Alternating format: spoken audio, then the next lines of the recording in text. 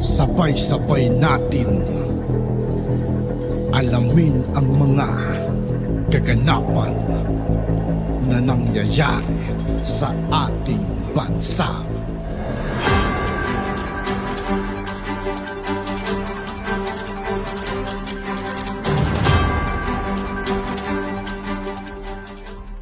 Yo, what's up mga kaibigan? This is I2K po again.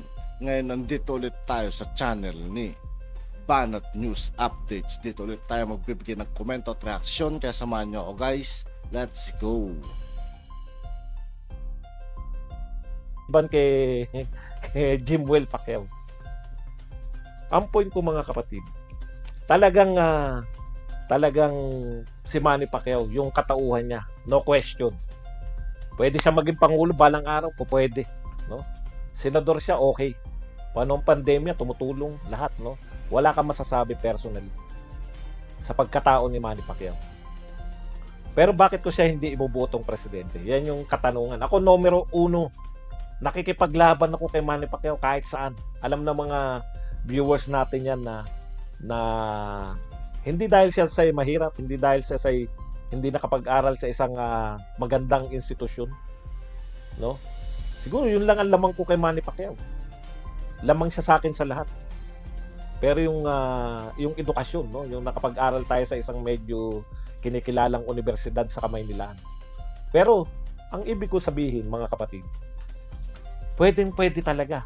Parang si Manny Pacquiao, yung talino niya, hindi niya lang nakuha kung saan, no, yung God-given yung talent. Tapos, yun din, no, nagagabayan din siya ng mga salita ng Panginoon sa kanyang araw-araw na pamumuhay. Hindi ba natin gusto ang Pangulo na ganyan? Hindi ko gusto. Kasi nga, dahil sa kabaitan ni Manny Pacquiao, yun yung magiging problema niya pag siya ay naging presidente ng Pilipinas.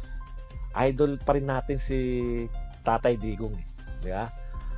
Kaya natin ina-idolize si Tatay Digong. Kaya niyang labanan nang di kayang labanan ng mga naunang presidente sa kanya.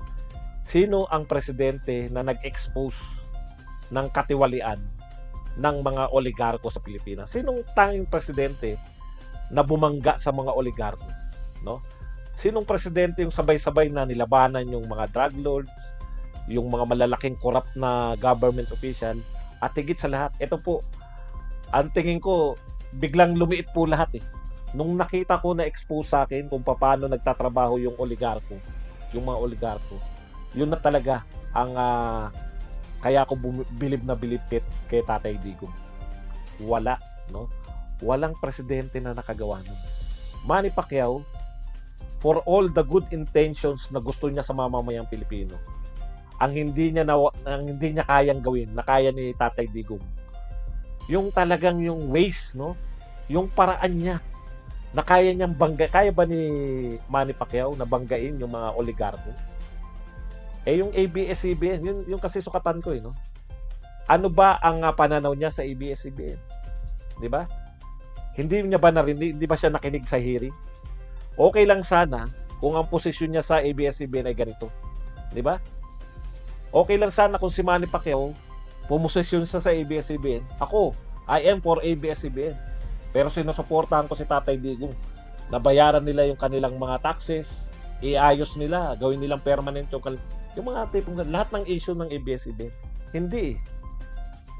Wala siyang nakikitang masama sa ginawa ng ABS-CBN dahil ang nakikita niya lang ay yung kabutihan personally sa kanya ng ABS-CBN. Yung mutual na kasi alam naman natin kung ano naging papel sa buhay ng ABS-CBN kay Manny Pacquiao. Yung mga pay-per-view ni Manny Pacquiao sa Pilipinas, pag lumalaban siya through ABS-CBN, di ba?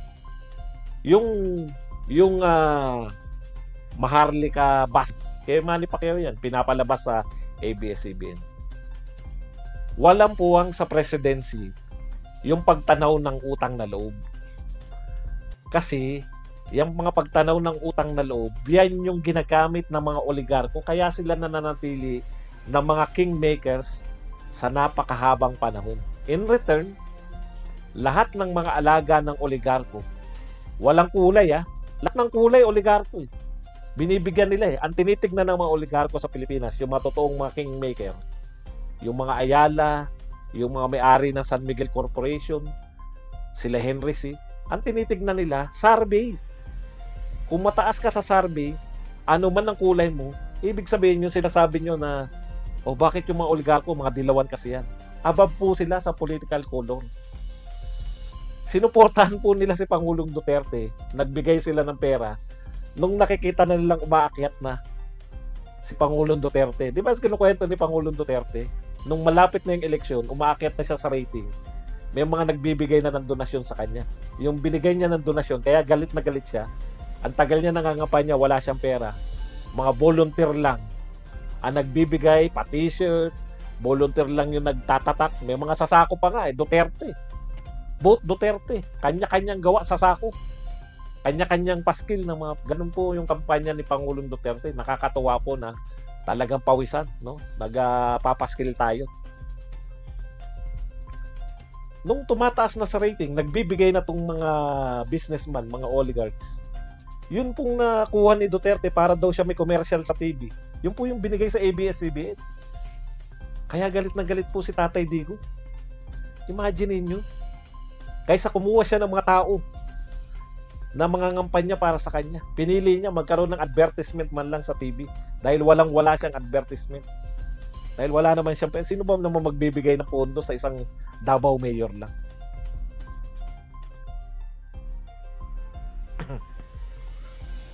Yun yung sinasabi natin na kaya ni Pangulong Duterte. Kaya ni Pangulong Duterte na yung sinabi niya nung election, nung kampanya ay ginagawa niya ngayon. Kasi wala siyang utang na loob na tinatanaw. Kung meron man siyang utang na loob na tatanawin at babangga sa kanyang gustong gawin, kaya niyang banggain yung meron siyang kautang na loob. Kung taliwas na sa kanya, no, yung resolve. Alam niya yung tama at mali. Yun yung kulang ni Pacquiao. For all the good intention na gusto ni Pacquiao. May nabasa ako rito. Kaya siyang paikutin ng mga oligarko sa Pilipinas. Katulad ng ginawa nila mula kay Cory hanggang sa anak ni Cory, no? Napaikot ng mga yan. Mutual. Yung medyo may mga utak na presidente, mutual. Mutual na pagsasamantala sa mamamayang Pilipino. Nakikinabang yung presidente at ang kanyang mga alagad, nakikinabang yung mga oligarko dahil sa mga alam po ninyo, tama si Pangulong Digong, no? Yung mga nakikita natin mula noon na mga corruption, maliliit po kumpara sa corruption ng oligarch. Bakit? Ang corruption ng oligarch, legal. Harap-harapan kang ninanakawan ng pera.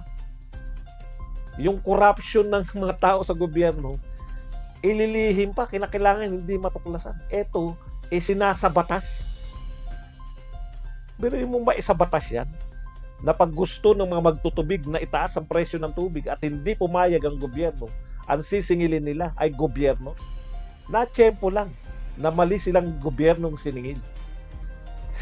Pinail nila yung kaso na yun sa Singapore, gobyerno pa ni Noynoy. Inaward ng Singapore Court, gobyerno na ni Pangulong Duterte. Di nakatikim sila, hindi bilyong piso ang nakuha nila kay Pangulong Duterte, kundi mura. Pinagmumura. Si Manny Pacquiao ba, kaya ni Manny Pacquiao na murahin yung mga oligarko? Baka ABS-CBN lang, pinagtatawanan lang siya ni Gabby Lopez. Pagtatawanan lang siya ng mga may-ari ng ABS-CBN. Pasusunod-sunurin lang. Saan ka nakakita ng mga oligarko na nagbabayad ng tamang buwis? Bilyong piso ang binayad ni Lucio Tan. Kaya ni Pacquiao yan na mapagbayad yung mga yan. Samantalang nilegalize na pwede silang hindi magbayad ng buwis. Yun. Kaya si Manny Pacquiao, yung kabaitan, hindi ubra. Hindi po pwedeng bait-baitan bilang presidente ng Pilipinas. Lalo na kung ganito pa yung kultura natin. Puputaktihin siya ng mga kalaban ng gobyerno. Paano niya haharapin yan? Kung nanawagan ng pistok yung CPP-NPA. Paano niya haharapin yan? Kung maya't maya nasa media tong mga dilawan. Kaya sa lahat ng paghanga ko kay Manny Pacquiao, hindi po mawawala yung paghanga ko kay Manny Pacquiao kahit na anong sabihin ninyo. Ako po ay mananatiling number 1 fan ni Manny Pacquiao, pero never ko po siyang iboboto bilang presidente para sa hindi lang sa kapakanan niya, no? Very selfish naman 'yun. Para po sa kapakanan ng ating bayan, para po sa kapakanan ng ating mamamayang Pilipino. Never again sana. Kahit ako mga kaibigan sa pagiging boxer ni Manny Pacquiao mga kaibigan, idol talaga siya. Pero pagdating sa politiko mga kaibigan, alanganin mga kaibigan. Pwede siguro hanggang senador lang, pero pagdating sa presidente, parang malabo mga kaibigan. Di ba? No? Na merong mga tatayong presidente ng Pilipinas na ang dadalhin lang sa kanyang presidency ay yung mga ididikta sa kanya. Tapos na. Alam po ninyo. At yun nga po mga kaibigan, dito po nagtatapos ang ating reaction video. Muli ako po si I2K ng Sundalo ng Dunggalo. Maraming salamat sa patuloy na pagsuporta. Yeah, peace out.